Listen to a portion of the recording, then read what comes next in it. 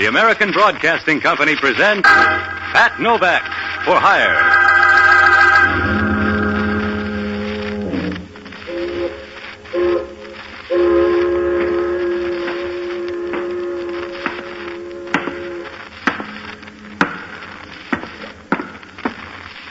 Sure, I'm Pat Novak. For hire.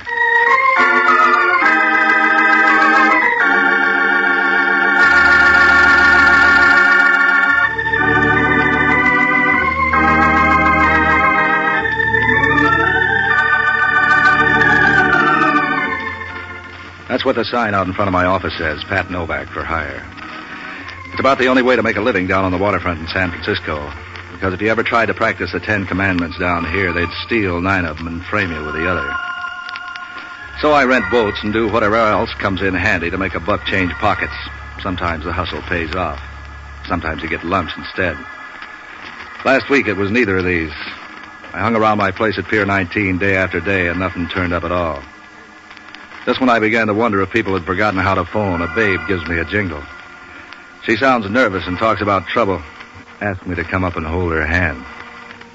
I ended up at a joint on the marina slant of Webster Street. It was probably important stuff once in the way of gold-plated living. Now it's just a tired wooden boarding house with about 30 people filling up space designed for a dozen. The paint was peeling off the walls. The garden had been on its own so long it was beginning to look like a jungle.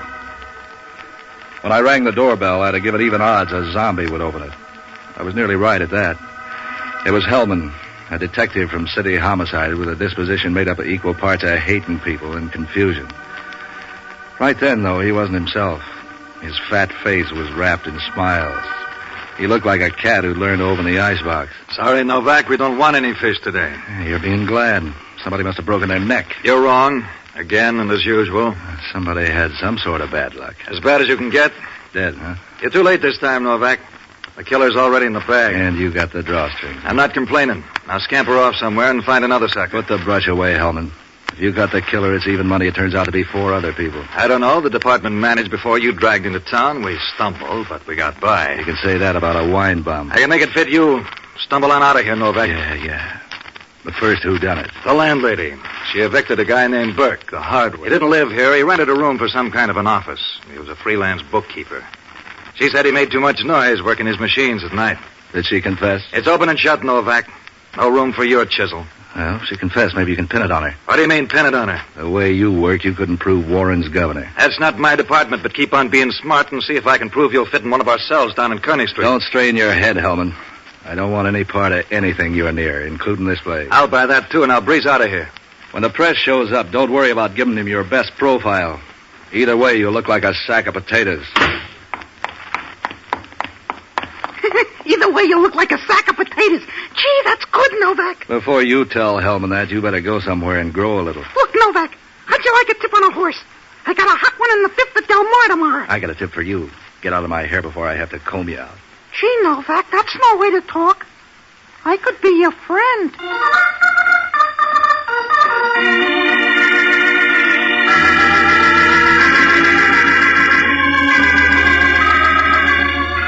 The guy was small, even for a midget. Since the rooming house was so full of interesting people, I decided I didn't want to go away after all. So I went back up the steps. Was just going to try my luck when the door opens from inside. The guy with the welcome is either middle-aged or he's done a lot of careful living. His face is as smooth and as neat as a barrel full of apples. You notice it because he acts like he forgot his face when he went into his acts. The rest of him is as mysterious as an addict in a B horror picture. I didn't need any puzzles right then, so I started to brush him off. Especially when I noticed his suit. It was so ragged it looked like he was made up to put the bum on the town.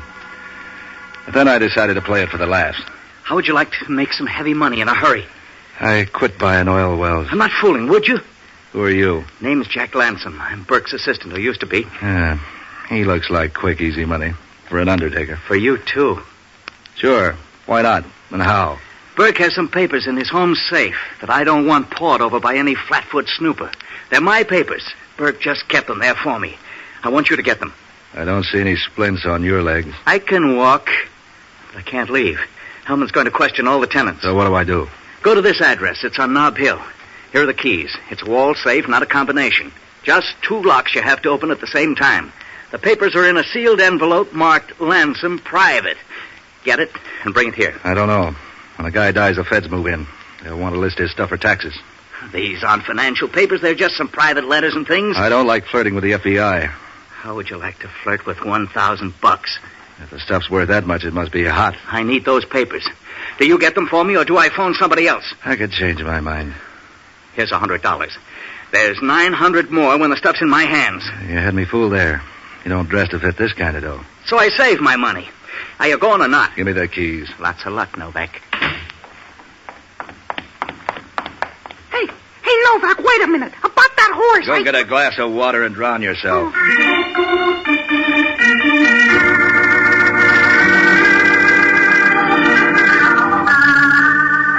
It looked like a cinch.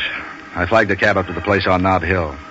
It turned out to be one of those society page joints, all glass, brick, and snobbish doormen. Getting up to Burke's floor was as easy as walking up 6 flights of back stairs. The hall was empty and the key fitted. It was all so easy I began to get nervous. And you would, too, if you walked in on her that way. She was a toy-sized brunette with a perfect kind of face that could mean anything from nice people to quick death. She was smooth and beautiful. You could say that about a whirlpool. If my breaking in bothered her, you'd never guess it from looking. Oh, hello. Toss your hat on a chair. I've been working the wrong districts. I'm glad you're here. Why, for instance? Girl gets lonely in a place like this. Berkey's out, and I don't know when he'll get back. You forgot something there. Folks call me Blanche. What's your name, friend? Pat Novak. You go with the lease? I'm, in and out. Berkey doesn't like me to tell it, though, but everybody knows it, so, what kind of a secret's that? Didn't I surprise you when I walked in like that? Berkey has a lot of friends. They come and go. I'm used to it. For a bookkeeper, Berkey does all right. He's, good at figures, don't you think? If he had my account, I'd be nervous. Don't you know? He just came into a lot of money. I'll bet that's a comfort to his client. Oh, to me, too. Have a cigarette. There's some in the box there on the coffee table. These are cigars. Oh? Oh, yeah, well, I have some in my purse. Never mind. I'll settle for a drink. Okay. What'll it be? What do you got? It's kind of hard to say offhand. Let's look in the kitchen and see.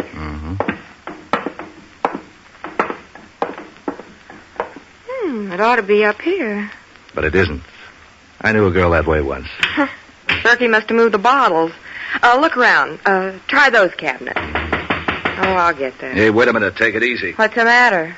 Jumpy? Good evening, miss. Is Mr. Novak in? Yeah, I'm in. You and your horse are both out. But Mr. Novak, it's a good horse. You always come in Yeah, crowds? that's Pinky. He's been on my tail all night. Aren't you curious about why I'm here? You must be a friend of Burke's. Would it matter? What do you mean? When you get tired of playing with those doors, let's admit you don't know where Burke keeps his bills. You don't know where he keeps his cigarettes. You don't know anything about the place because this is the first time you've been here. You're acting like a detective. Put it down, I'm just curious.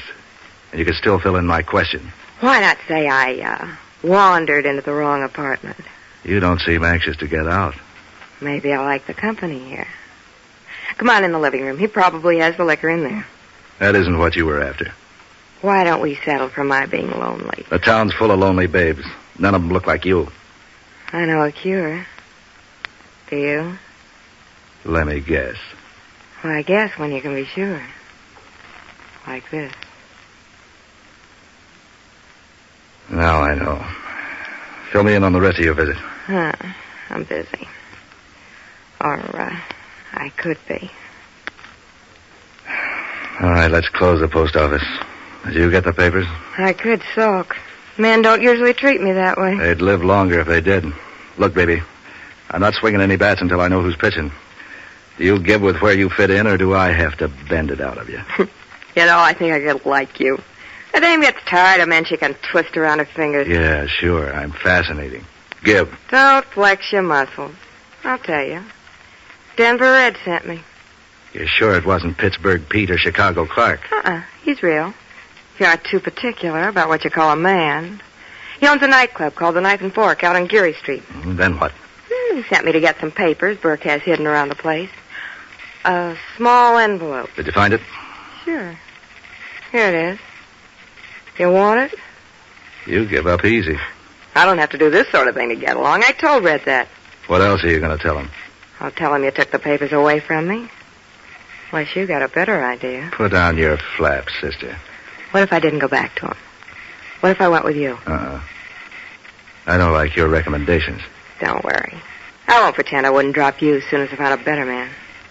What do you want? Eternity? I haven't got time for that. All right, sucker. So, I'll go back to Red. He tears telephone books in half and things like that, so, watch him. I'll try to manage. Here's the booze. Let's drink to something or other. Why not? You sure you won't change your mind? About anything? Why don't you leave me your phone number? I got a better idea. Sucker.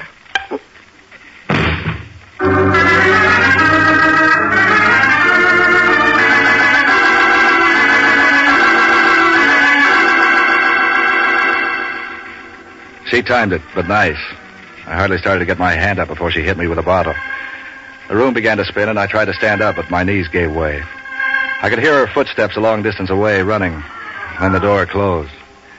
I shook my head, and some of the cobwebs went away, but not enough for me to get started. By the time they did, I knew it was too late. I looked around, and the package of papers was gone. Yeah, the more I thought of how easily I'd been done in by that dame, the madder I got. Then I remembered no one was supposed to know about the papers except Lansom. Decided I better check on the play. I got on the phone and talked my way through a flock of bars until I ran down an alcoholic friend of mine named Jocko Madigan. He's an old-timer around San Francisco who knows more about the town than the city planning commission. He sounded good over the phone, which must have meant they were watering his drinks. Patsy, my boy, how are you? Curious. I'm sitting in on a racket that's beginning to develop too many curves. You sound like you're in a Girl Scout camp. You ought to be ashamed of yourself, you nasty, immoral, antisocial... Put down the horn for a minute. I want you to do me a favor. If I had a daughter, you were even in the neighborhood, I'd lock her in the cellar. I can't imagine what those Boy Scout leaders are thinking about. They were Girl Scouts a minute ago. What did they do, pull a switch? And anyway, Boy Scouts don't camp, they hike. Look, I just got sapped by a dame who stole some papers. Up Mount Tamalpais, they hiked. That's her name's Blanche. She's tied in with a guy named Denver Red. He runs the Knife and Fork Club out on Geary. Oh, those poor kids. And that mountain's almost straight up, too. She just left here. She ought to be heading for Denver Red's place. What are the papers? I know you don't own them. You can't read. They have some stuff in them that'll put the heat on a guy named Jack Lansom. He likes it cool. $1,000 worth. Oh, speaking of money, there's a friend of yours here. Hello, Patsy? This is Pinky. Imagine me talking to you on the telephone. Imagine I've gone deaf. Hey, Jocko, if you can hear this, pull that punk off the line. Okay, he's gone. He said he had a horse for you. Look, dummy up to that guy. He's been floating around all night. And I'd be floating, too, if you'd be nice to him. I'll grab a cab and go out to the Knife and Fork Club. When Blanche shows up, see if you can find out what she does with the papers. Are you buying the drinks and the cab fare? Yeah. What are you going to do? I'm going back and see Lansom.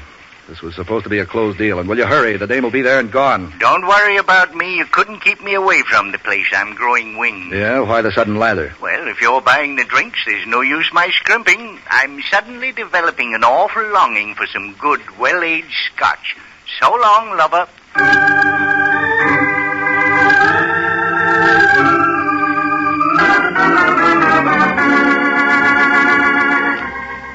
I ducked out of the place and started along the street looking for a cab.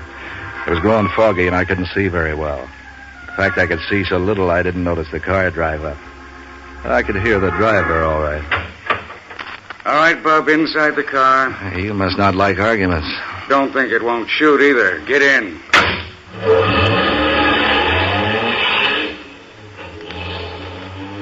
You're Patsy Novak, ain't you? You can say Patsy twice. Don't sulk. I'm doing you a favor. Yeah, thanks for the ride. I'm Reynolds. Gong Reynolds. Ever hear of me? Yeah. You sell pipe dreams. If you know that much, you know that shoveling the snow ain't no job for a preacher. So you're tough. Then what? And you give me Burke's little envelope. What is this, a mass meeting? You pass it over, or do we have to go out in the country and get it twisted out of you? You're wrong twice. I haven't got it. You must think I'm foolish. Someone beat me to it. Who, Murphy? Murphy. Yeah, the bookie. Did he get it? A dame. She said she was working for Denver Red. Out at the Knife and Fork? Well, that sounds all right. Hey, what's up? You don't know? I was hired to pick it up. Yeah, sure. Yeah, I believe that. Take it or leave it, but let me out of here. Don't get nervous. Wait till we hit a quiet street. I'm broad-minded. Let me off anywhere. I said a quiet street. Before you go, I'm going to search you. How do I know you ain't lying? I'm beginning to wonder myself.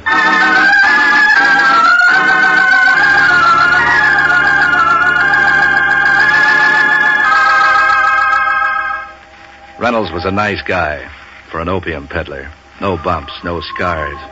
He even dropped me near a car line. Pretty soon I began to breathe regularly again and headed back to the place on Webster Street. The house was dark except for a light in one of the upstairs windows.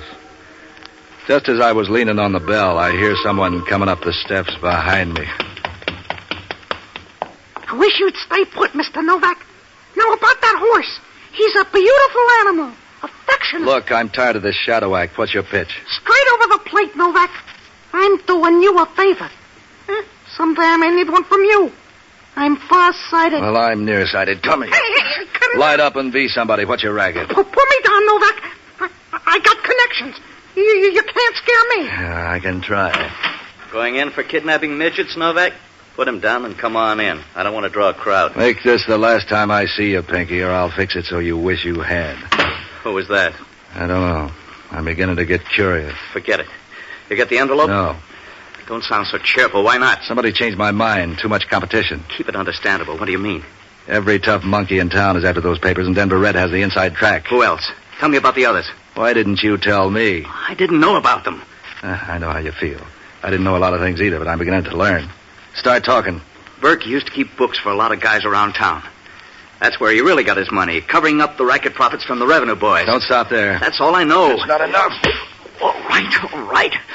I don't know, but I can guess. Burke must have photostats of some of the records and use them to blackmail the gangsters. So it's a free-for-all with me in the middle. I didn't know about it. Honest, I didn't. You didn't know, but I get slapped, sapped, and held up. Good for me. You say Denver Red got the papers? And he can have them. I'm bowing out. Your $100 is nothing, don't you see? Get the papers and we'll both be rich. Richer than anyone in town. No dice. You want them, you get them. I'll give you $5,000. How much down? Here's the rest of the $1,000 I promised you. Is that fair? Fair enough. We're going to be rich, you hear? Rich. Yeah. The richest men in the cemetery.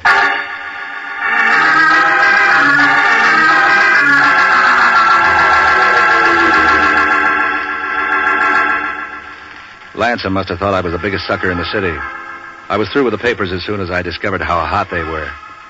I could have told him, but when I saw how anxious he was, I figured I might as well use his shakes to get the rest of the $1,000. I headed out to the Knife and Fork, but my only plan was to get Jocko off the hook.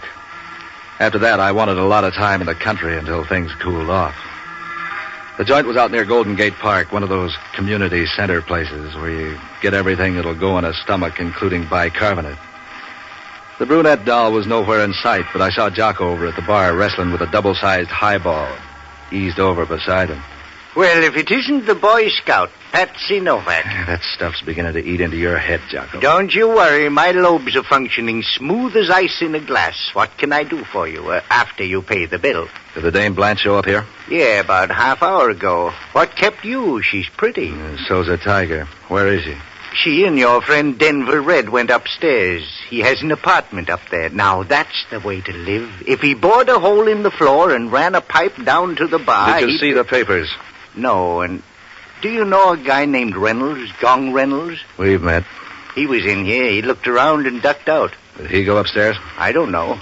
You're running in big company. Reynolds and Denver Red are two of the most powerful gangsters in town. If they've got anything to do with this, you better cash in your chips and get out of the game. Yeah, don't worry. I'm all washed up with this. I heard something else, too. This guy Lanson is no country boy either.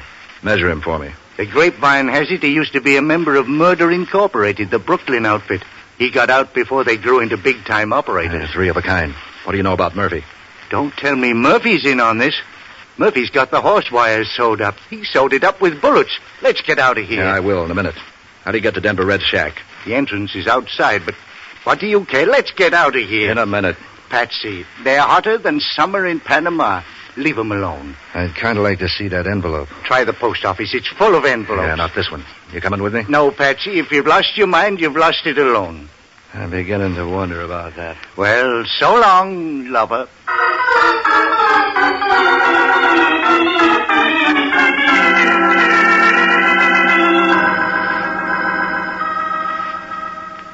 I worked out of the place without causing any fuss. Eased into the apartment entrance. The place was quiet. It was so quiet you could hear me breathing as I worked my way up the stairs. There was a carpet in the halls, but even then I was careful. I listened at the door, and there wasn't a sound inside. After a while, I tried the knob. The door opened. With the fog outside, you could barely make out anything in the place. Something told me to back out and forget it. There was something I wanted to know. I held my breath and listened. All I could hear was the jukebox faintly from the cafe below. And I felt for the light switch. Don't move. You're covered. What are you waiting for, Hellman? The payoff? You, baby. Keep your hands up. Where's the gun? I ate it. I guess it wasn't much good at that. You didn't have any bullets left. You counted them? I counted the bullets in the body. 6 bullets, 1 load. Who got it? Or do I have to guess? Denver Red and his dame. Name's Blanche. Know her? Yeah, I know her. She used to row stroke oar in my lifeboat. She looks the type. You want to tell me about it, or do we go downtown first? I didn't kill him, Hellman. Who made those holes in them? Termites? If they did, you better keep your hat on. They might get hungry again. You got all the brains, Novak. You better shake them up. You're going to need them. You ought to get a refund on that crystal ball, Hellman. That's not a bad idea. Or maybe I can swap it for a television set. I'd like to see you on those San Quentin broadcasts. You saw me come in, you fathead. You can't pin this one on me. It's pinned, Novak, but good. In fact, it's a hat pin. Try making sense. Try making this knot fit your head. This is my hat. Now all you got to do is get rid of the 5 people who saw you wearing it earlier this evening at the boarding house, and you're clear.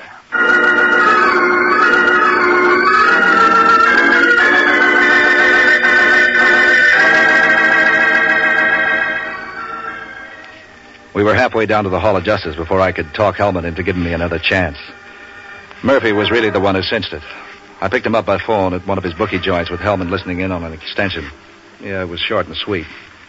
Novak? Yeah, I've heard the name. What's itching you? This may not be my business, but I got a good reason for wanting to know. Spread it out, Novak. I got work to do. Did you get a phone call tonight about an envelope with some photostatic copies of a bunch of records? What's it to you, Novak? You did then. Yeah, some nut, I guess. Didn't give his name. Town's full of them these days. He wouldn't be a nut if Burke had something on you. Hey, what is this? Burke's got nothing on me. I pay my taxes. What is this, Novak? Some new form of shakedown? Yeah, Murphy. But you're not up the tree. Thanks a lot. Hey, it could fit. Do I get a chance to prove it? I can't let you go, Novak. But what if I should bend over for a minute to pick up this pencil and the door open and all? Try it and see, Hellman. Just once.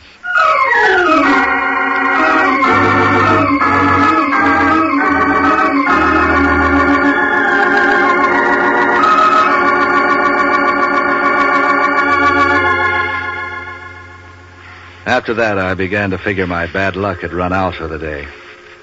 I jumped a cab and went down to the waterfront, but not to my pier. There was a guy at Pier 23 who was a friend of mine. He had a gun and a rowboat, and I borrowed both of them. I pushed off without being too careful, because between the wind and the cross-chop, nobody was going to be hearing anything. Even with everything on my side, it was a long, hard row. When I hit the bottom of the ladder at the end of Pier 19, I had to sit in the boat to let my heart slow down. It was blacker than the inside of Hellman's dress shoes. I took my time edging down the pier. I was just about to slide into my boathouse when I tripped a booby trap. I did a Brody, and somewhere along the line I lost my gun, which put me even up with Lawson. He turned on the lights. Novak, you have to sneak up in your own office? You ought to pay the rent regular. I see the gags. You fix up this welcome? I was all alone and didn't like the idea of being caught from behind. What would you do about a frontal attack? I've got this gun. But since it's only you, I don't have to worry. I wouldn't say that. I think you've got all kinds of worries. Everybody has got something. And you've got Reynolds. Where is he? Take it easy. I just saw him earlier tonight, and he mentioned your name. Let's keep that for the society column. I'll take the envelope. I didn't get it for the simple reason that there isn't any envelope. That fall on the head make it soft? You told me you saw it. Nothing important. Just some regular business letters. Nothing that'd stand up in court. I still don't understand this. You don't make sense. And I don't make dough either. I don't have the envelope. Or do you want to search me? I'm not getting that close to you. You're going off on some tangent that I don't understand. So we'll just sit and wait till you get ready. Or until Reynolds gets here. That's supposed to scare me? Look at it this way. You don't mind if I talk? I can listen. No, you sit there, with your back to the door. That's right. Now I'll just warm the place up by closing the door. Now, you were saying? Suppose that the envelope was a phony. After I am on my way, you call up all the big-time hoods in town and tip them off. Now tell me why. The boys start pouring out of the woodwork to give me the business. The ones who chase me are the boys on Burke's list. Then you could pick up where he left off. I'm not boring you, am I? Not at all. Go on. Everything was as cozy as an upper berth until Denver Red gets his girl into Burke's place before I make it. You're everything but consistent. Now you'll be trying to tag me with the stiffs down at the Knife and Fork. Thanks for the cue. You knew that if Denver Red spotted the envelope for a phony, the news would be all over town and your racket would be kaput, so you killed him. Nice figuring. You should have been a bookkeeper, too. You even told me to come down here so you could kill me if that planted hat didn't frame for the cops. I hate to disappoint you. So, since you know everything else, you might as well know the caliber of this gun. See? I've looked into things like that before. Everything has to end sometime, so... Don't touch that phone. I ordered that call, just in case. I said don't touch it. You'll be hearing worse bells than that if you don't let me answer it. Okay, but watch your language. Novak speaking. For a minute, I thought you was out. You're the hardest man to get hold of. But I guess it's because you're a busy guy. Well, say something. That's right, Reynolds. Huh? This is Pinky, Mr. Novak, remember? Pinky Punk. What a name. That's up to you, Reynolds. What's he saying? You want to talk to him? You still there, Mr. Novak? I'm Mr. Novak. Give me that phone. Now, look, Reynolds, I'm not taking any talk off you. You pay up or else... You dropped something, Mr. Novak? Yeah. How about that horse? You want to get onto him? I think I can toss a sawbuck into his feed bag. Oh, gee, Mr. Novak, you'll never regret it. Okay, Pinky. Who's the goat? Pinky, I said, what's his name? Gee, Mr. Novak. What do you know? I forgot.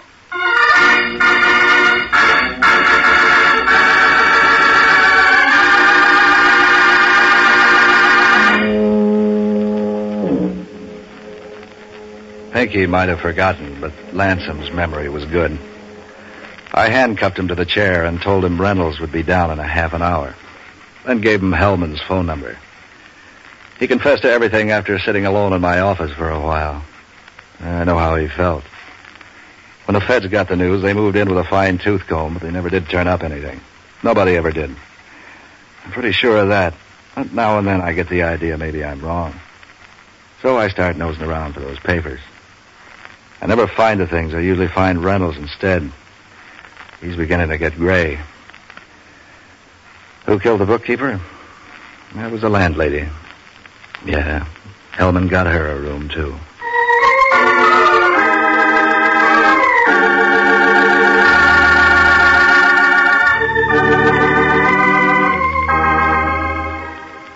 Heard on tonight's presentation were Ben Morris as Novak, John Galbraith as Inspector Hellman, Jack Lewis as Jocko, and Mary Milford as Blanche, with Herb Ellis, Jerry Zinneman, Kurt Martell, and Dick Ellers. Special music by Otto Clare. Listen again next week at this same time when over most of these stations, the American Broadcasting Company presents Pat Novak for Hire. This is ABC, the American Broadcasting Company.